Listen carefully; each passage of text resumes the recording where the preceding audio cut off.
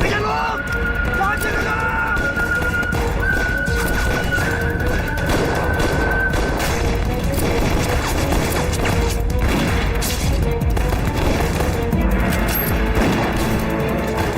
赵帮主，咱们车往山车就来不及了。加油！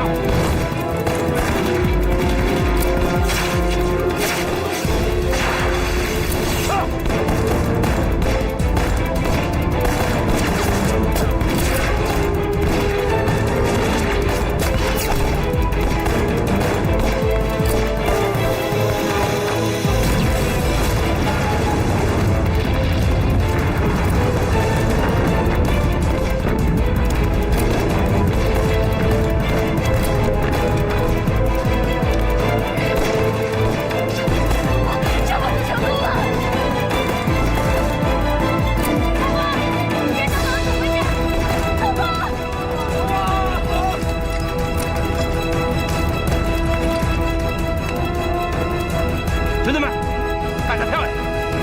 走，夫人，老五这个混蛋该杀，我不拦着，但老五救过我的命，我欠他的，我现在还他，一命还一命。大哥，我闭嘴！老五，你个混蛋，给我听好了，我欠你一条命，我现在还你，从此咱俩两清了。 都给我听好了！从今往后，黑风洞，夫人就是大当家的。谁要不听夫人的命令，我在地底下都饶不了他。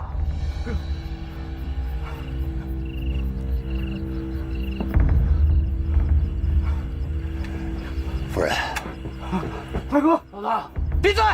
夫人，开枪！ 夫人，开枪！秦长锁，夫人，你闭嘴！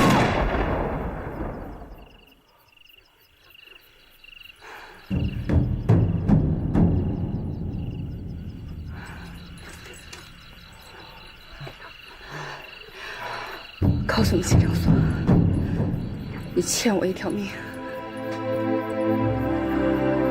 我欠你一条命。 我这条命是你的，你要想要，随时来取，我随时给你。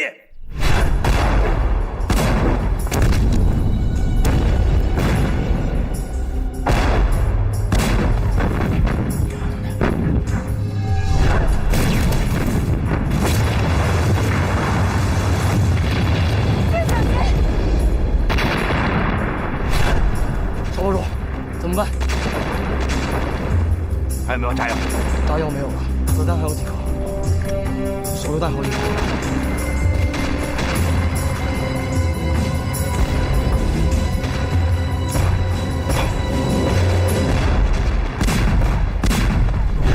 连一关现在告急，我们离得最近，马上召集所有的人马，支援柳双儿。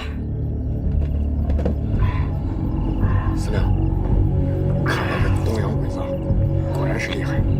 你想啊，谭师宝这500自卫队守这个下关，可能还不到2天，就扛不住了。奶奶的，还没接到上峰命令该怎么办？少废话！黑风洞讲的是道义，救出一起抗战的弟兄们，那才是军力。司令，夫人，要不这样，派快马去战区报信儿，又可获得军粮，又可获得更多的援军支援连营关。你一通废话，来得及吗？那怎么办？秦长锁，一刀出山，见死不救。柳双儿、秦少武要是战死殉国，你会是什么人？咱们黑风洞以后还在江湖上怎么混？别说了，这点道义我还能分得清。他们打鬼子，将来是流芳千古。我不出兵是遗臭万年，我不干。都给我听好了，咱出兵打鬼子。马豆子，哎，大帅受了重伤，赶紧找人治疗，治好以后送回连营关。是。出发。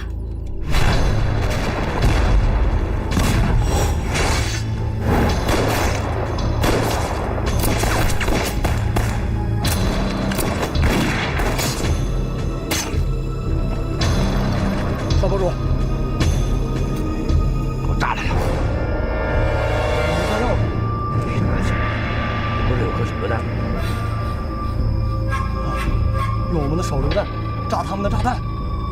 终于有进步，快！奔跑吧，走！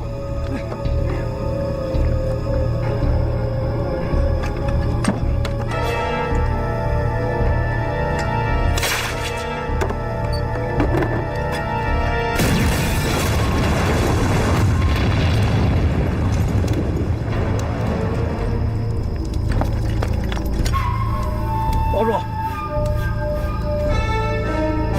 这个小鬼子，看他们还能耍什么把戏！撤！有快叉！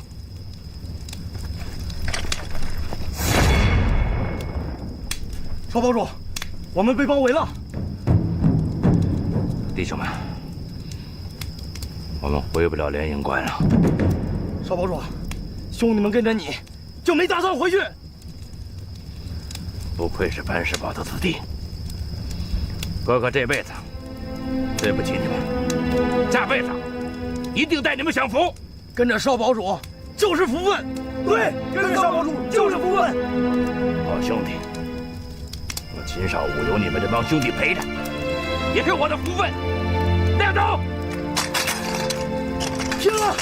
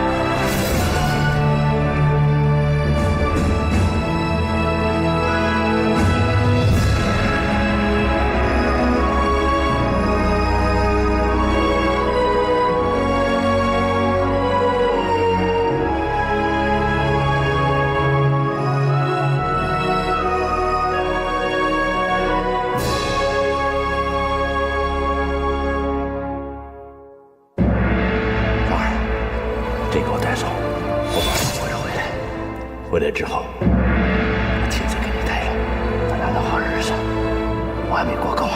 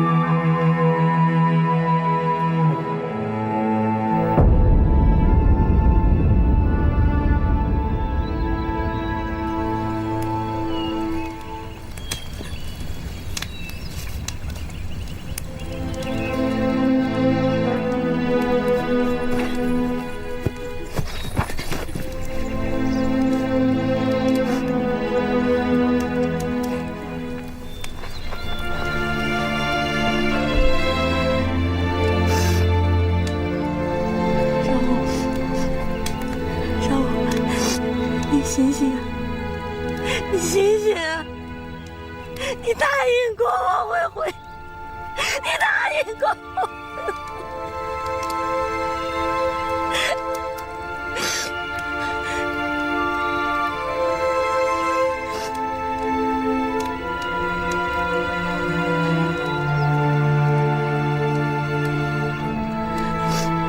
说过你要回来亲手给我带上。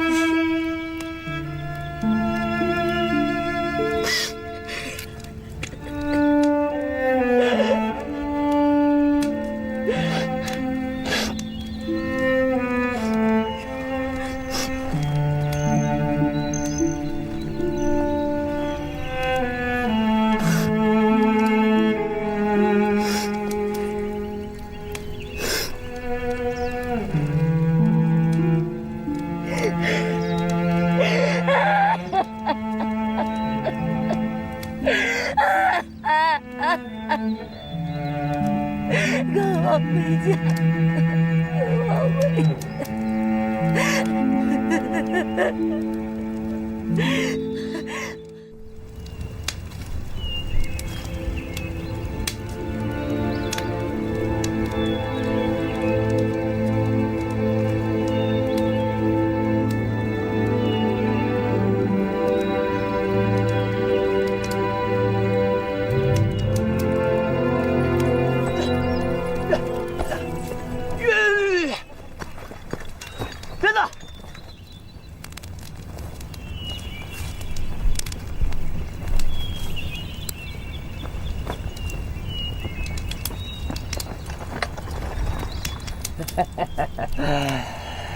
还别说，这秦少武可以啊！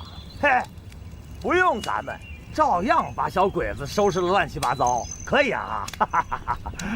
夫人，大当家的，马凳子，答案清楚了，是新四军，新四军他们把鬼子给赶跑了的。新四军？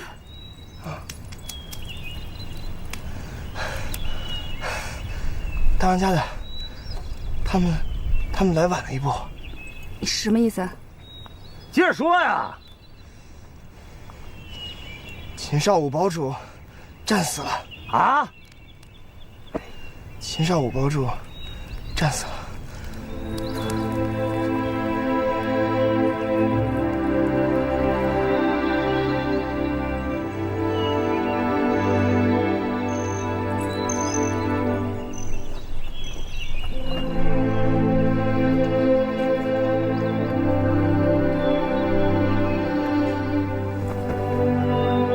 大哥，我老五对不起你。今天的事儿由我而起，就让我来承担吧。我黄九生跟随大哥上山多年，从未贪生怕死过。大事、小事，事事都为黑风洞的兄弟们着想。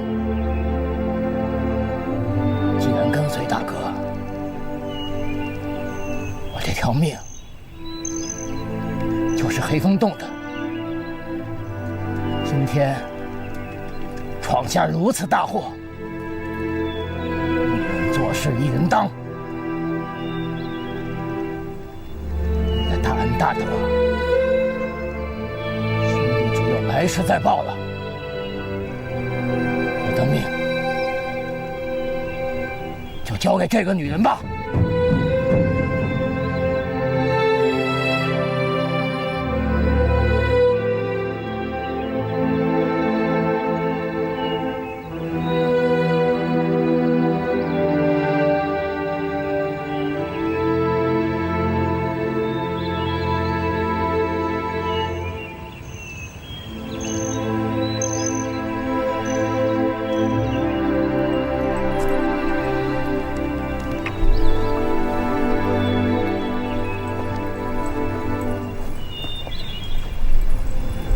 你的命，大当家的早就给你偿了。你要还是个男人，就把你的命留在抗日的战场上。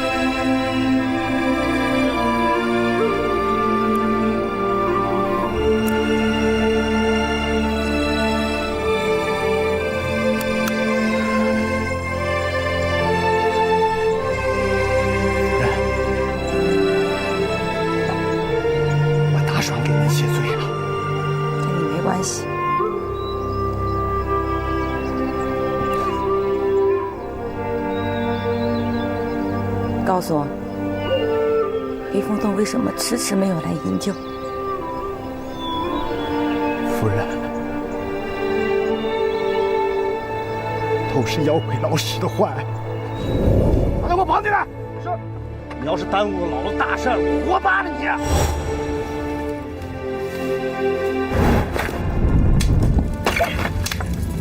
大帅，大娘，小心！大帅，大帅，大帅怎么样？大帅，大帅，快出兵营救连营冠，快守不住了！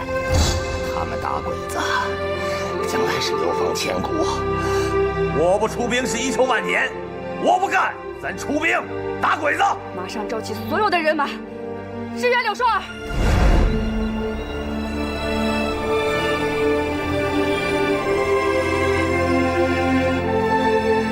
是我错怪了他。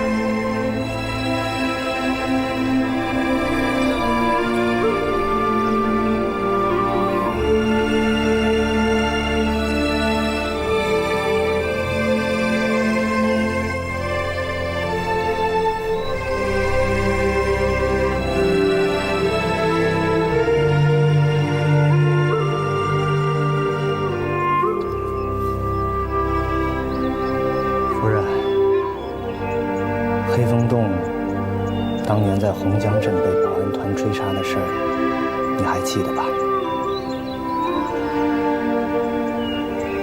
那天晚上，在保安团后面为你们打伏击的，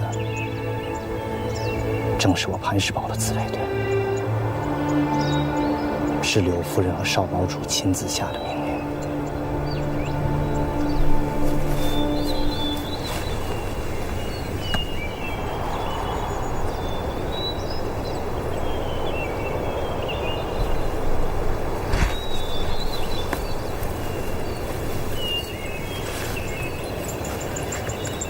双儿，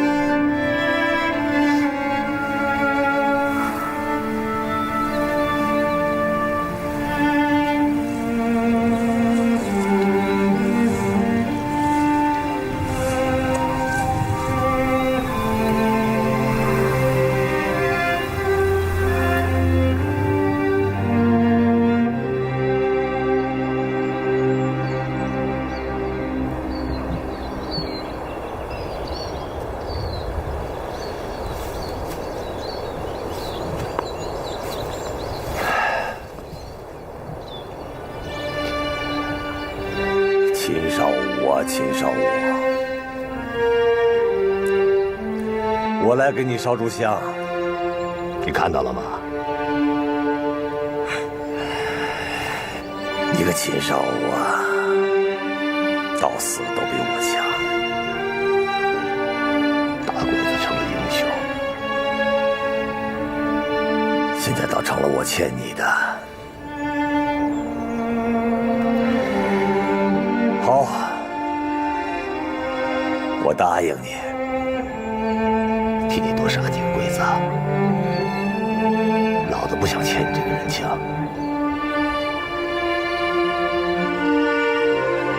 到营去吧。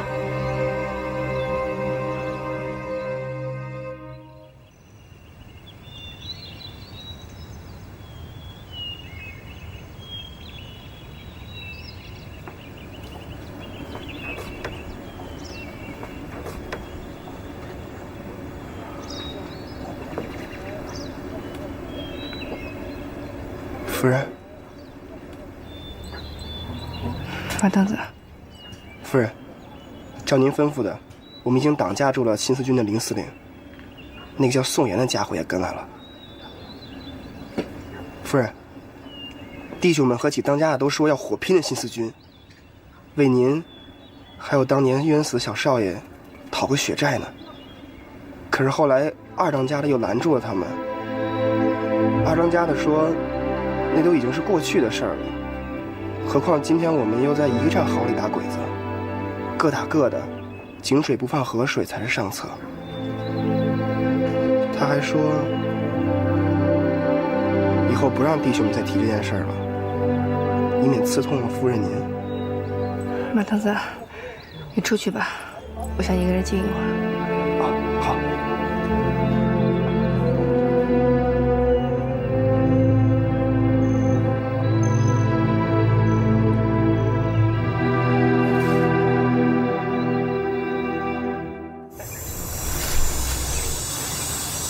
真妹子率众来归，我却因故没能及时的制止我们内部对改造黑风洞队伍的过激行为，没能为他做主，保护他。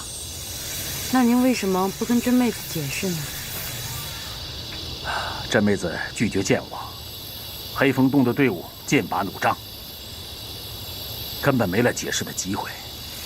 她曾经跟我说过，当年在红区的火拼中，她失去了孩子，所以就没有了回头的路。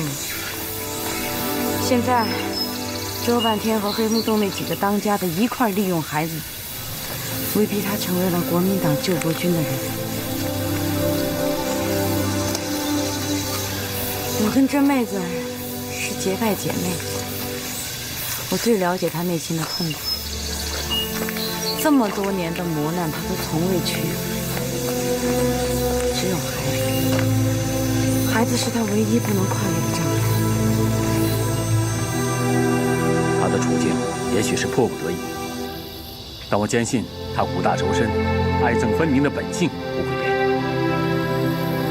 以后无论他是什么身份，不会是一个压迫穷人的人。这妹子要是能够亲耳听到您的这番话，该有多好！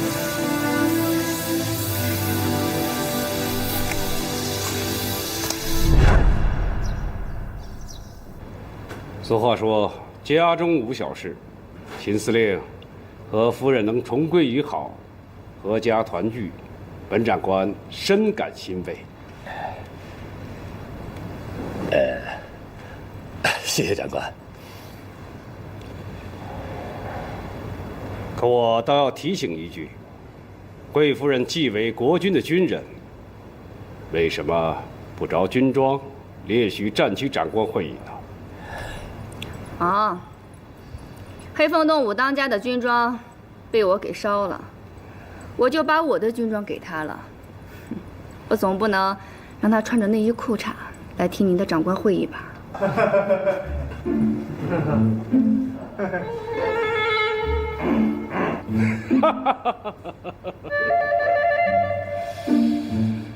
夫人好个性啊，胆气超人。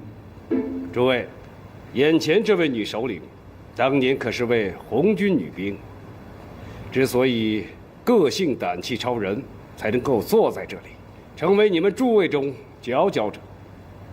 诸位须知，缺乏有个性的士兵，未必不是奴才；而有个性的士兵，未必成为不了将军。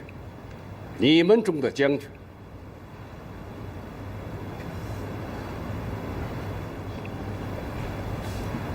是长官心胸豁达，团结了异己，共同抗日。好，好。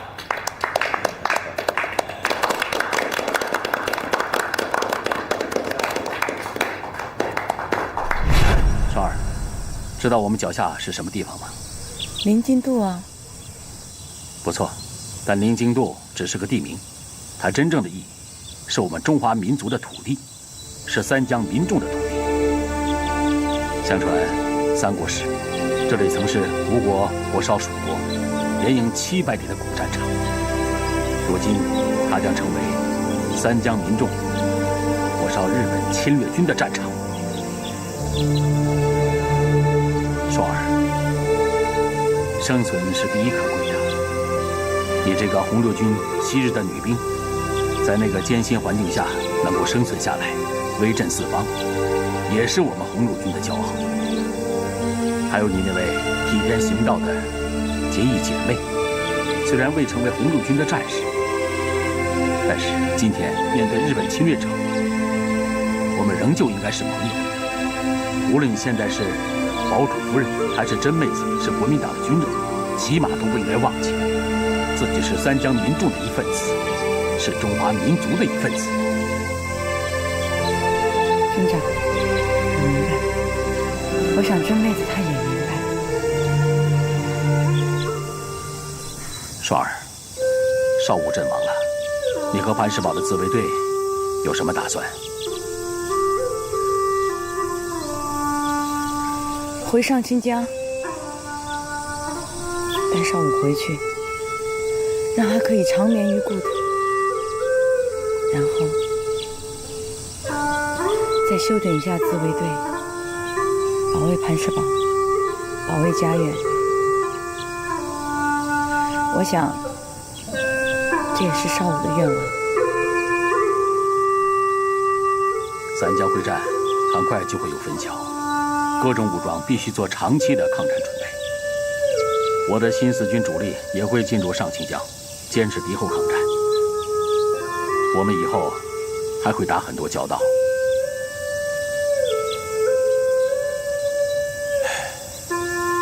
双儿，这样吧，让宋岩陪着你，护送少武的遗骸返乡安葬。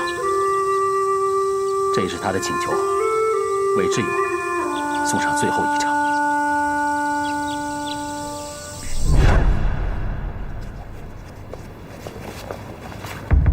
诸位，武汉会战后，三江的战略位置由此上升，成为了拱卫重庆陪都的前沿战场。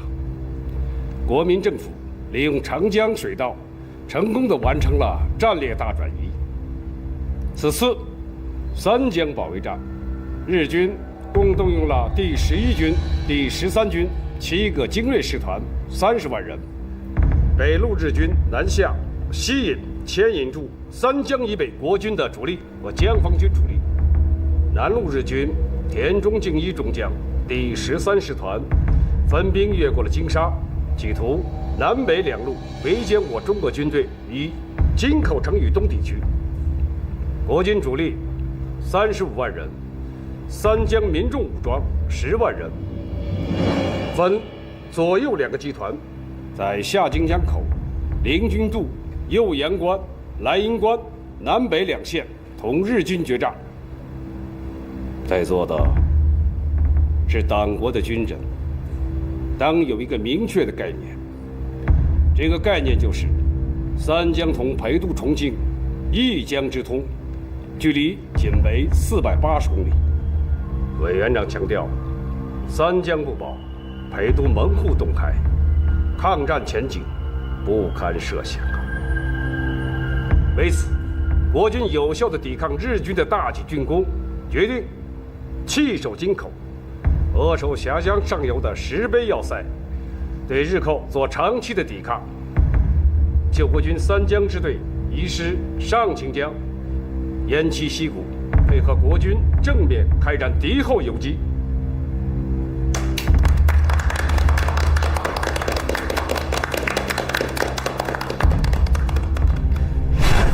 你当年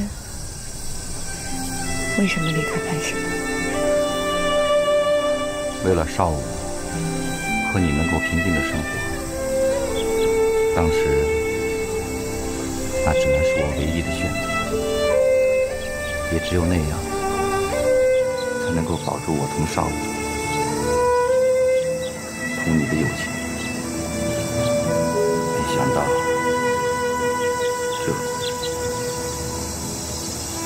这一别，竟然成了永别。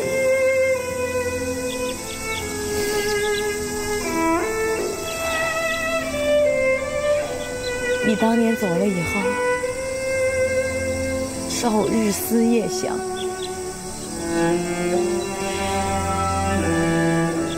他常跟我说，他能在梦里见到你。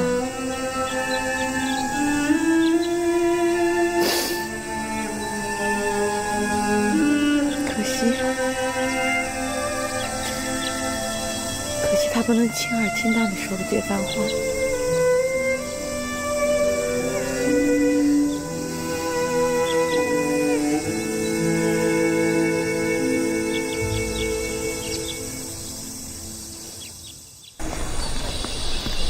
我离开磐石堡以后，举目无亲，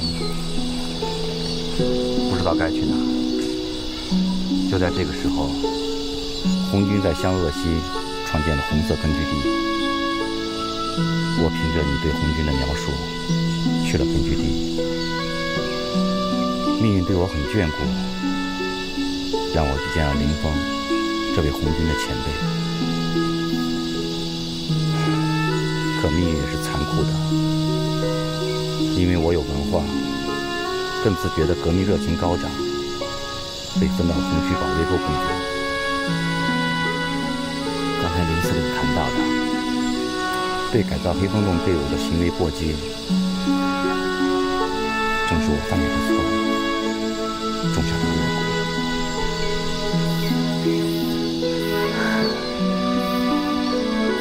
世界可真小啊！你跟少武是挚友，是同窗；我跟真妹子是结义姐妹。没想到，你却成了火并黑风洞的当事人，真妹子还因此失去了孩子。真担心这个仇恨会延续下去。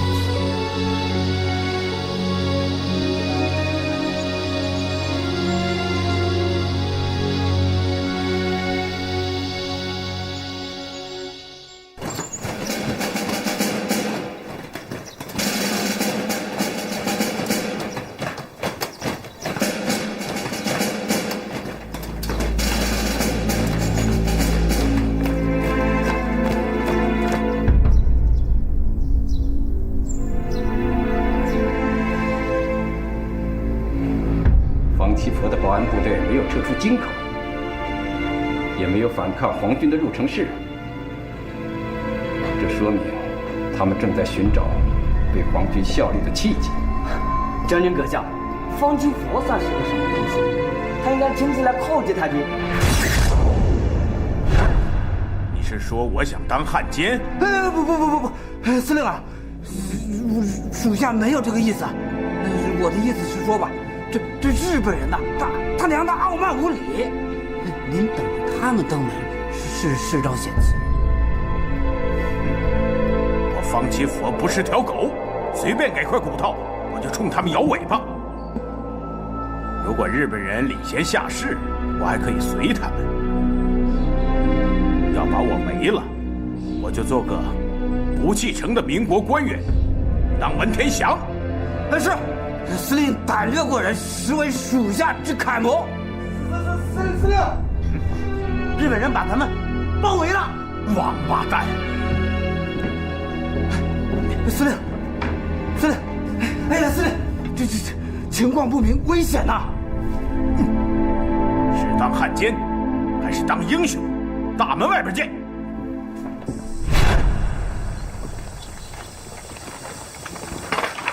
站住！让开！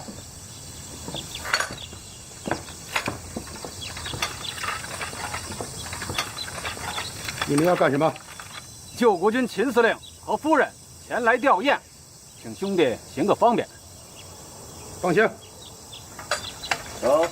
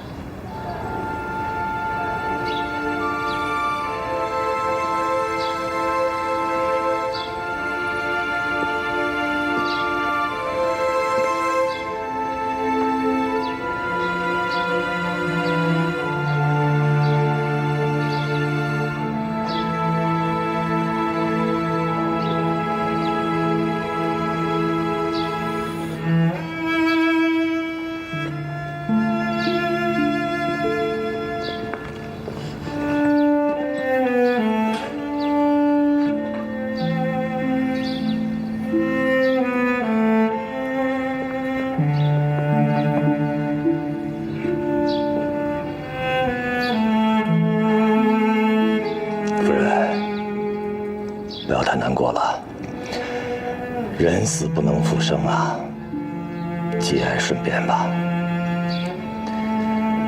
哎，你这一走，我也够伤心的。自然我成天嘴上说要找你报仇，如果你活着，没准我会和你结为兄弟。可惜啊，夫人，亡者逝去不能生还，可生者还要好好的活着，请夫人节哀顺变，多多保重身体啊。两位司令，请先偏堂用茶吧。你去吧，我陪刘爽了。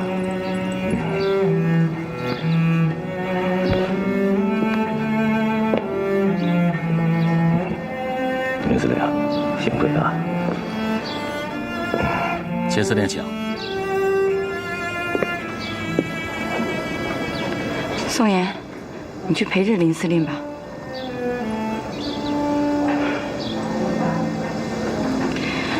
姐姐，我担心司令和这半天会有冲突，你还是陪在旁边的好。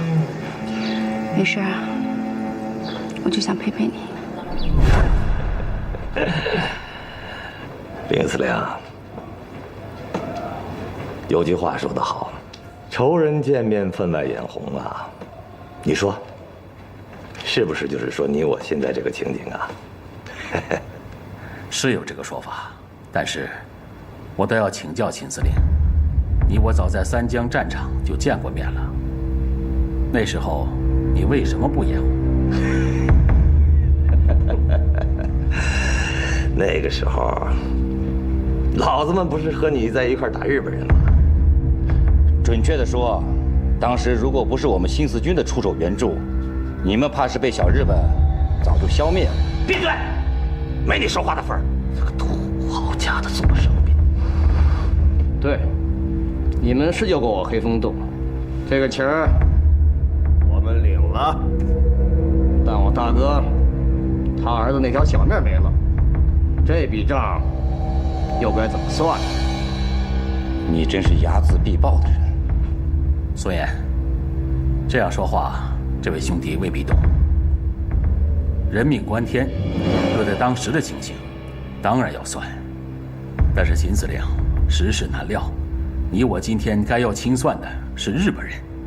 你若还承认自己是个中国军人，就应该以抗战大局为念，把那段悲剧翻过去，不要再重复亲者痛，仇者快的历史，伤了抗日志士的心。司令，凌司令言之有理啊，国恨大于家仇。救国军和新四军日后在上清江还要联手对付东洋鬼子呢。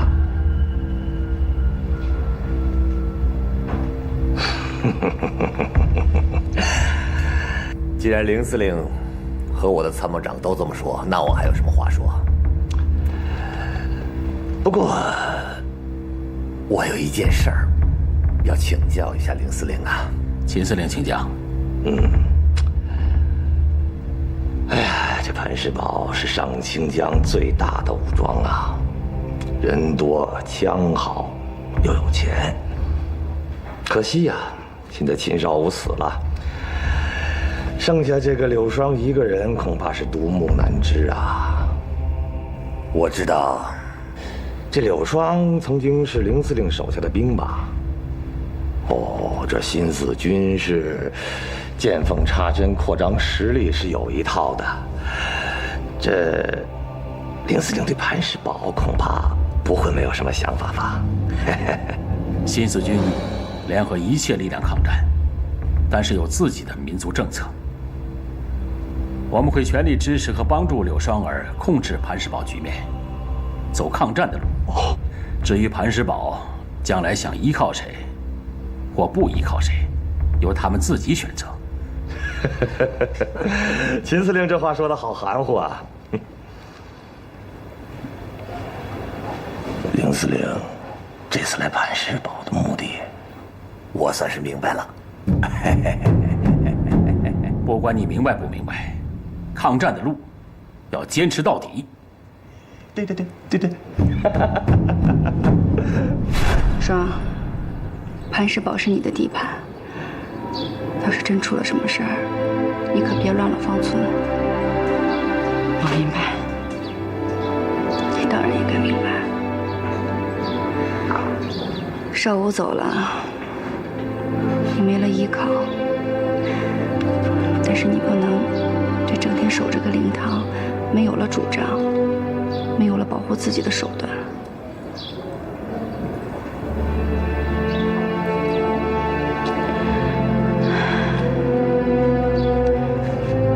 少武走了，该跳出来的人，他就会跳出来。不过姐姐放心，我会有办法保护自己的。看我这毛病，老是小瞧了你这个妹妹，怕你吃亏。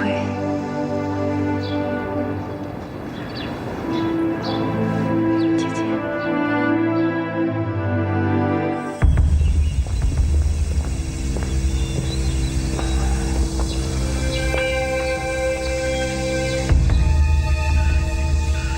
方司令，好气度啊，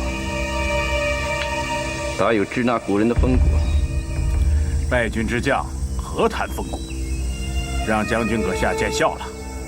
方司令，你不用这样自责，国军的100万大军都挡不住皇军的铁蹄，望风而逃，你却没有弃城，在下十分的敬佩。我以为鱼肉静待刀俎。方司令，我们是不是到府上一叙啊？啊，请。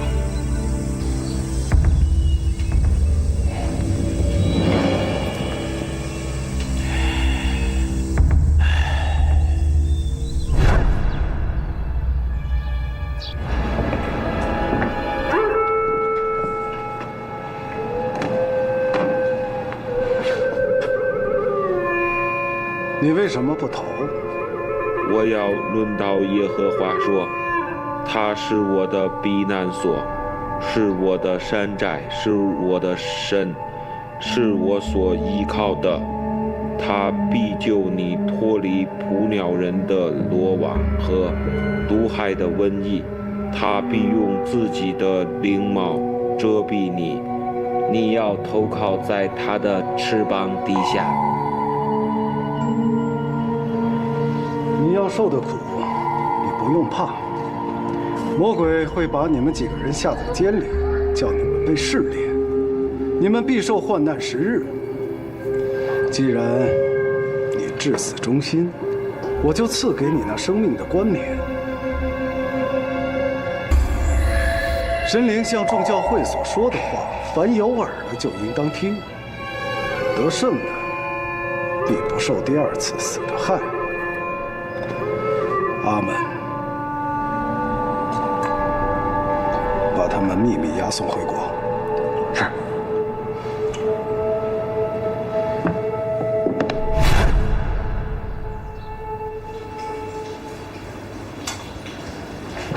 哎，柳霜现在是最需要人关心的时候啊。妹子有什么打算啊？奔个丧，进个义，回山。哼哼，我看妹子不止这点远见胸襟吧？有啊，这奔丧进义，维系姐妹的感情。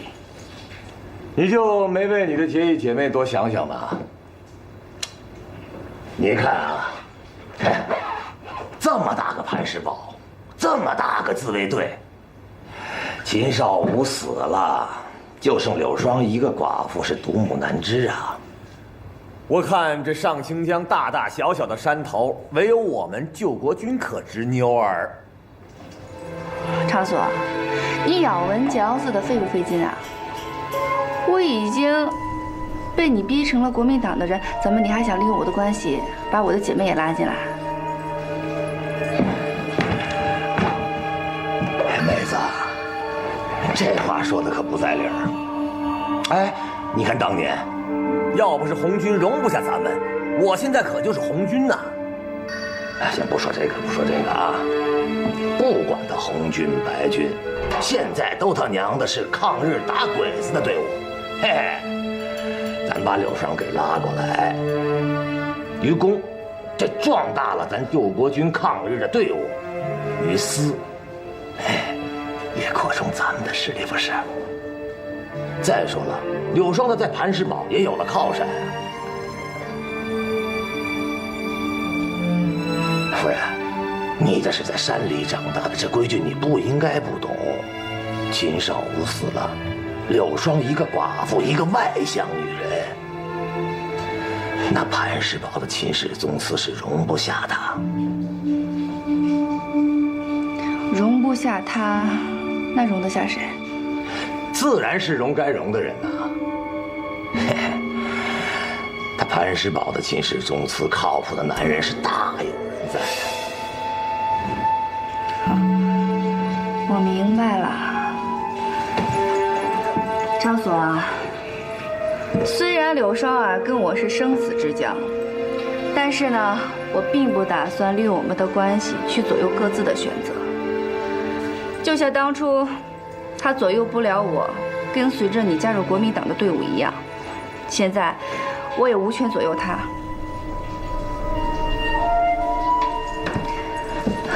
不过我告诉你啊，你要是敢伤害柳霜啊，我一定给你好看。哎，夫人，你看你这说发火就发火。她柳霜是你的结义患难姐妹，那我是你丈夫，那就是我秦长所的患难姐妹，对不对？她秦少武死得早，她没这福气。要不，就冲她同小鬼子干过的这几仗，我也会不计前嫌，跟她结为兄弟。好了，夫人，你放心，我这半天绝做不出来对不起你患难姐妹的事儿，绝不。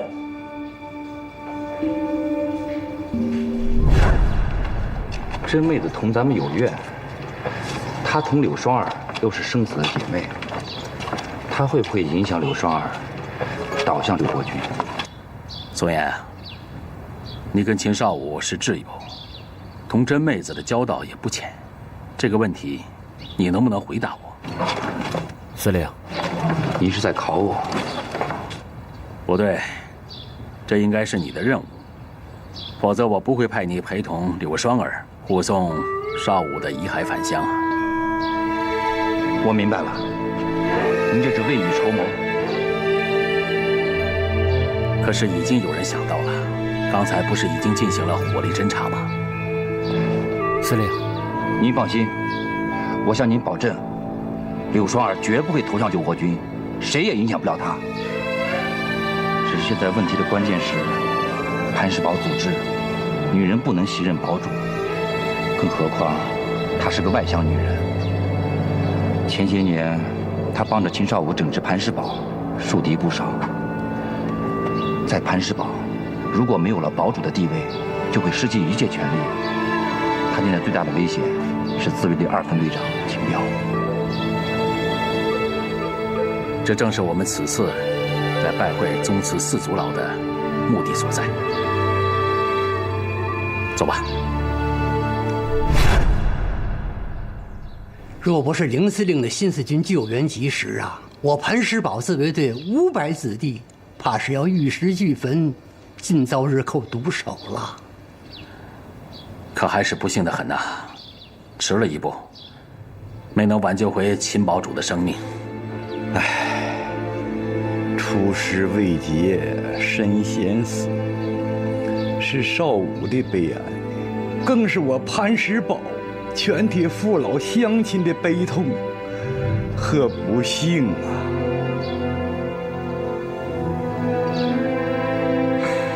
我亲眼所见了那面4字大旗，少武没有辜负家乡父老的厚望，标榜了全磐石堡民众誓死抗战的英雄气概，已经在三江战区传为了美谈。凌司令此来有何见教？上清江很快就会沦为敌后，磐石堡曾是号召上清江民众出山抗战的第1支武装，现在少武兄弟去了，磐石堡抵抗强寇、保卫家园的大计，当需有人主持。凌司令关心的是我磐石堡下任堡主之事。磐石堡如何抗战，全系堡主一人。大哥，果不出所料，那凌峰嘴上说的好听，可是暗中却已经去宗祠，对4个族老指手画脚的。这大哥莫说二哥，咱们不也盘算着想利用夫人吗？嘿，要他娘乖就跟磐石堡飞呀，飞得他娘的流油！大哥，嫂夫人是什么意思啊？指望不上。上清江抗战，咱们同新四军水土同流，那靠的全是实力。再往远了说，打跑了日本人，论功行赏，那凭的呀也全是地盘和实力呀。这不用你交给我。嘿，早知道控制磐石堡，那柳双儿会是个障碍，还不如趁着秦少武的死换个办法。你是说秦彪？是啊，起码不会担心他投靠新四军。可柳双儿却未必，他曾是红军，还是凌峰的手下带出来的兵啊。要说这个秦彪，他现在是巴不得这个柳双死。如果他要得了逞，柳双怎么办？啊？你们让我又如何去面对夫人啊？夫人，那简直就是一河东狮子，简直成了你的紧箍咒了，大哥。亏你想得出来河东狮子，有那么可怕吗？我说你小子，河东狮子怎么了？哎，你个老五，仗着我这么多年宠着你，你是欺男霸女。我看还真的有这么个狮子镇着你。老五，你真该感谢大哥呀！这么多年，要不是大哥护着你，夫人早把你给崩了，而且崩得弟兄们心服口服。你真得想一想，咱们现在要是把柳双给坑了，夫人会干什么？我作为上清江抗战一方的新四军首领，想为各位族老提个建议。林司令，请讲。时局危艰，当由柳双儿代保主位，统一指挥抗敌。一则，磐石堡发生的变化，我想各位族老已经有目共睹，柳双儿是功不可没。其二，我想各位族老早已清楚，柳双儿本就是个军人，是闻名遐迩的红六军的战士。此次带领磐石堡自卫队血战连营关，早就在整个三江战区打出了威风。凌司令怕是有所不知，邵夫人的确是质保有方，骁勇善战，但我磐石堡祖上却也早有遗训，堡主之位必须得由宗祠子弟袭任，一成不变。凌司令，我等4个老朽，只有代表宗祠维系堡主继续人的义务，却无权违背祖训。各位族老所说的这位宗祠子弟，可是秦彪？宋先生所说不错，正是这位后生。可我记得当年折半天匪帮围攻磐石堡之时，危急关头，正是这位秦彪，先是见死不救，然后又打开西门，煽动堡内的民众逃跑。当时4位族老都在场，不会是忘记了吧？哎，陈年旧事不可为凭。宋先生是邵武当年的挚友，堡主大宅的常客，更当清楚秦彪是邵武的嫡亲堂兄，多年担任自卫队要职，文武双全，出类拔萃呀。大哥二哥，有了，说，咱们暗中警告秦彪，让他得势后不得害了柳双儿的性命。而柳双儿若是失了势，也一定不会再留在磐石堡，说不定啊，就是个落难的人。大哥，嫂夫人收编落难时，跑到磐石堡营盘，那柳双儿以姐妹相待啊。如今她要是落了难，也一定会跑到咱们的黑风洞找她这个姐姐庇护，咱们好生相待。老五，你这点子算是开了窍了。夫人最在乎的就是和柳双儿的姐妹情，只要不伤了柳双儿的性命，夫人那边也许还好过得去。老五，这件事情必须得……兄弟明白，会做的天衣无缝，让旁人只知道是秦彪顺理成章做了堡主。最主要的事情别忘了跟他说，大哥吩咐，让他承诺，他的磐石堡就是咱们黑风洞的磐石堡。那还用说？他要是敢不答应，我们就支持柳双儿做堡主，整死他个姓秦的。各位族老，我去正告你们，磐石堡抗战在上清江一发千钧，我新四军主导上清江抗战，虽不干预民族事务，但却干预抗战局面。各位族老若无视现状，仅凭祖制这本老黄历来否定柳双儿，未免草率牵强，甚至还会带来动摇磐石堡根基的后果，影响整个上清江抗战局面。请各位族老慎而处之。林司令怎么就能断言我宗祠子弟秦彪不能治理磐石堡，主持抗战大计呢？因为他有劣迹，而柳双儿已经在三江战场教训过日本人。林司令的话我等记下了，容我们再行商议啊，商议。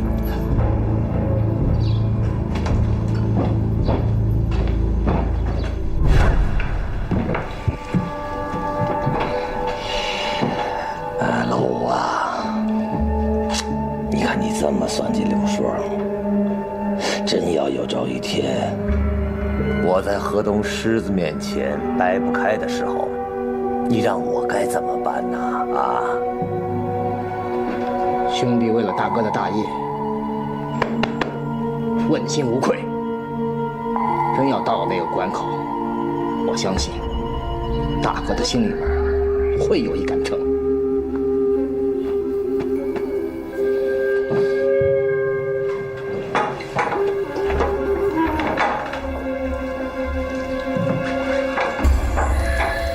大哥，其实你这心里早就是这么盘算的，故意在激将老五吧？我要是挺在表面上同夫人撕破了脸皮，那后面的事谁来收拾啊？司令高明啊！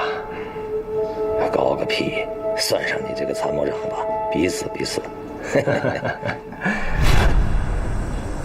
今天晚上，姐姐留下来陪我吧。好。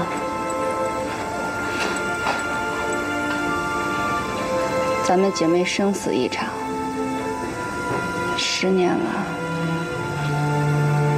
我们从来没有像今天这样一起常待过。可是，在我心里，这10年从未跟姐姐疏远过。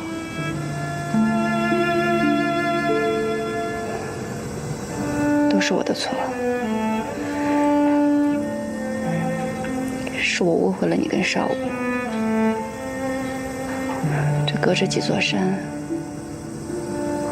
却也耽误了我们之间的情分。不怪姐姐，本来磐石堡跟黑风洞就有仇。再说了，姐姐一直仇恨土豪，这没什么错。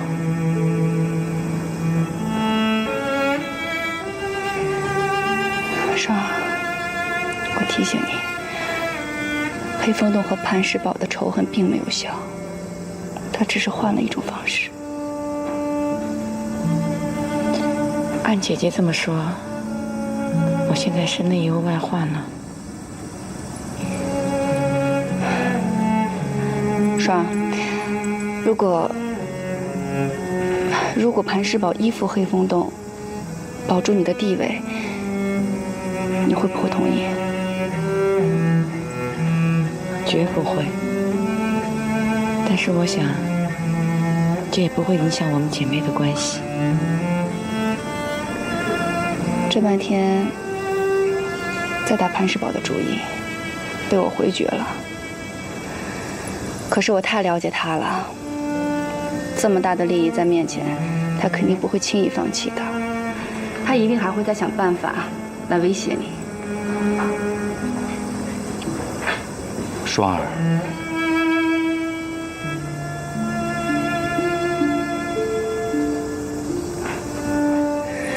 我一会儿再过来。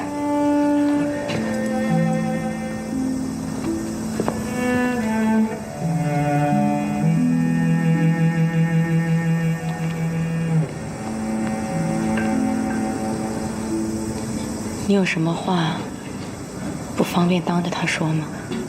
双儿，你怎么还这么天真？这事本身就跟他们有关系。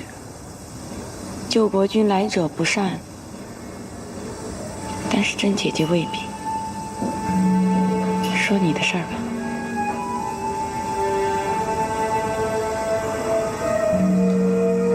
双儿，我很担心你的处境。对了，林司令员也在为你担心。谢谢你，宋琰。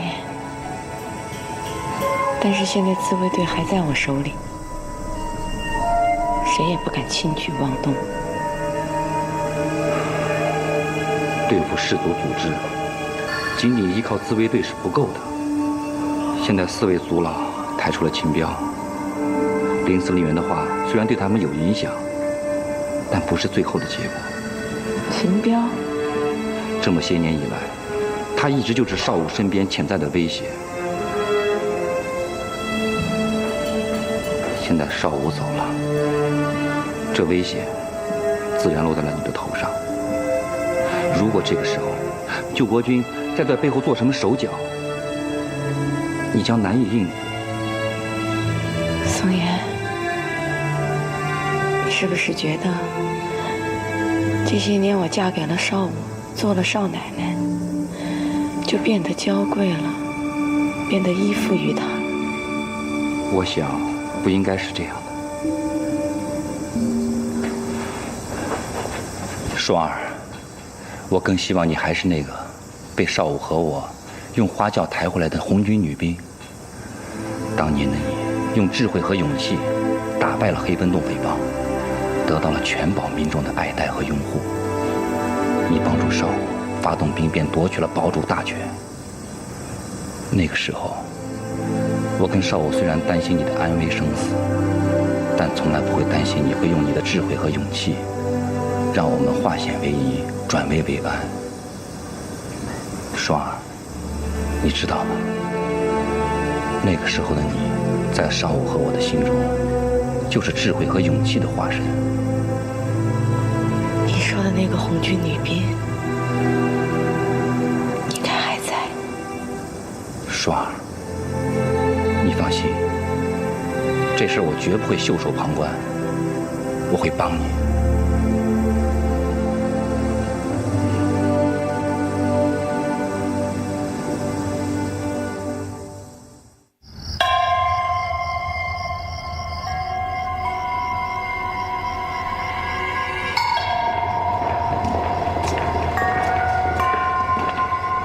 组长，都处理完了。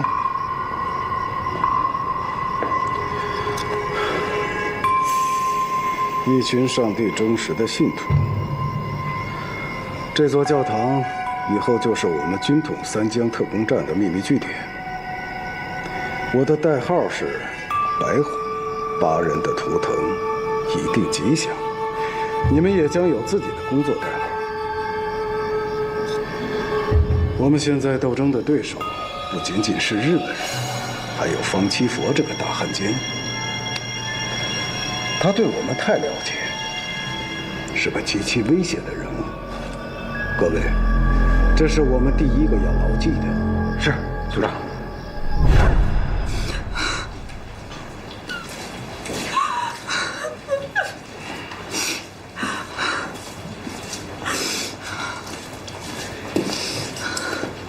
你还没哭够啊？啊！你能不能不哭了？为什么死的不是他柳双儿？要真是柳双儿啊，那堡主的金交椅和你这个美人，老子都得不到。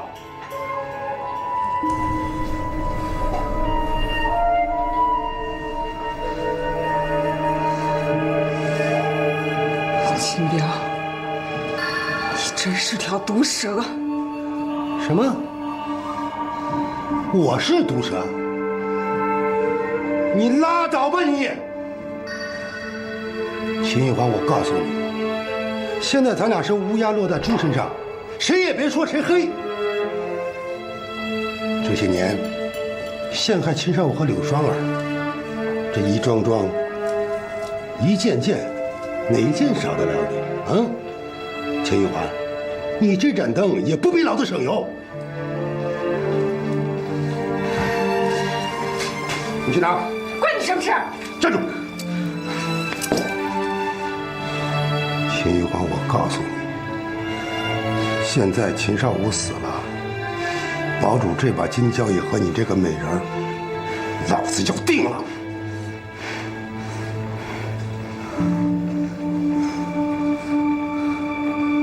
当然，到时候老子做的第一件事儿，就是先除掉柳双儿，让你的心里永远彻底的干净。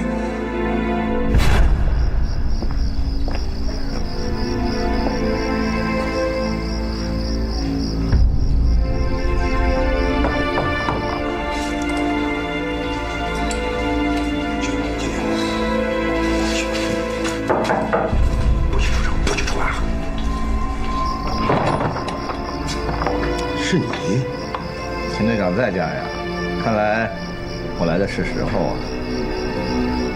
你来有什么事儿？磐石堡祖训不与官兵为伍，你我站在门外说话，怕都有不便吧？进来吧。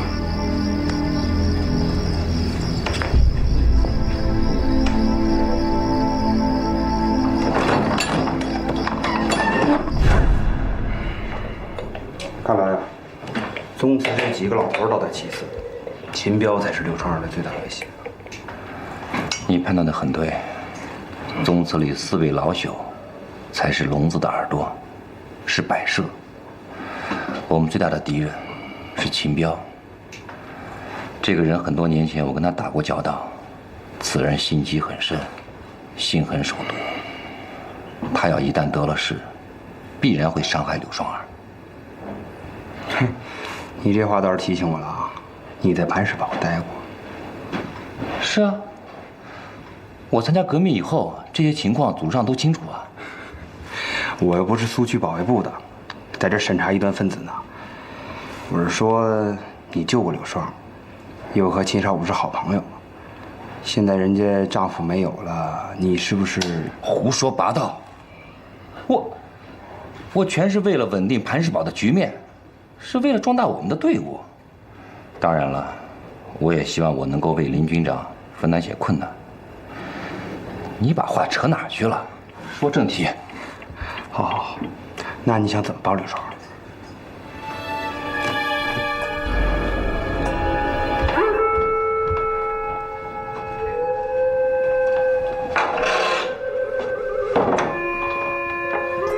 彻底解决秦彪，一劳永逸。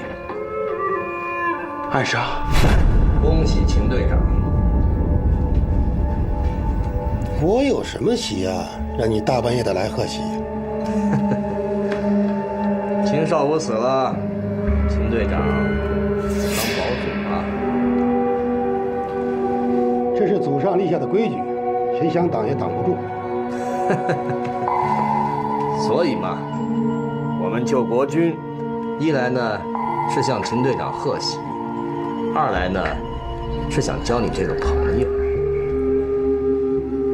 哼，谢了，只要不是夜猫子进宅就行了。这话怎么讲？夜猫子进宅，准没好事儿。那要真是这样呢？你什么意思？意思是，秦队长荣登堡主，恐怕不那么方便。哼，笑话！不是笑话，是真话。秦队长，磐石堡的自卫队掌握在柳双儿手里，他会轻易让你当堡主？自卫队是打仗用的，谁当堡主可是宗祠说了算。秦队长大意了，我还知道，金四军的司令已经去过宗祠，逼迫4个族老推柳双儿做堡主。那不用管，磐石堡是不会听官兵的。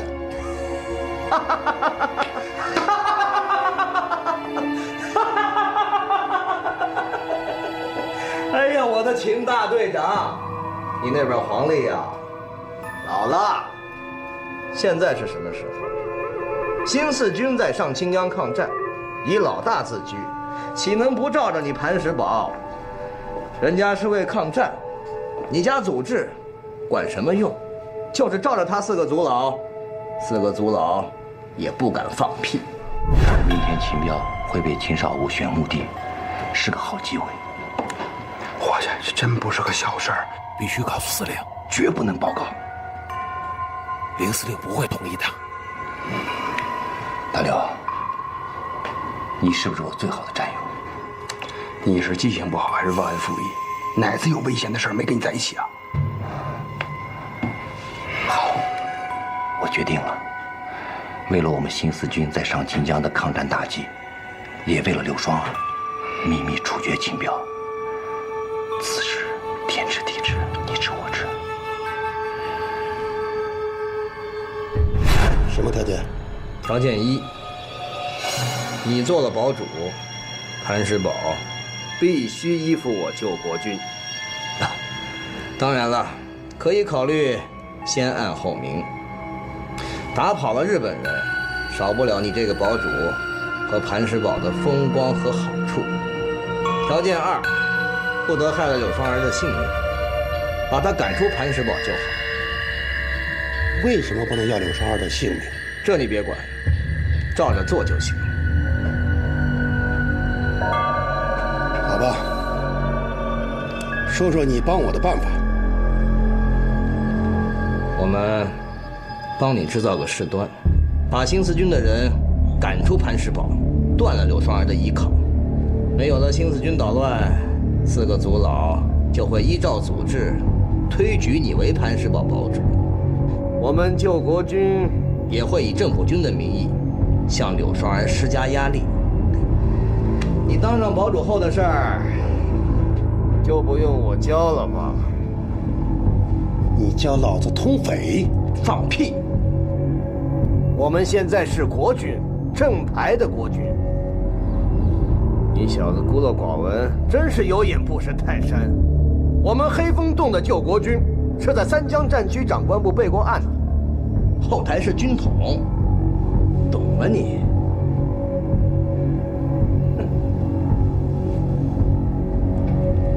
话又倒过来说，我们也可以和新四军一道帮助柳双儿，那么你的下场就只有2个。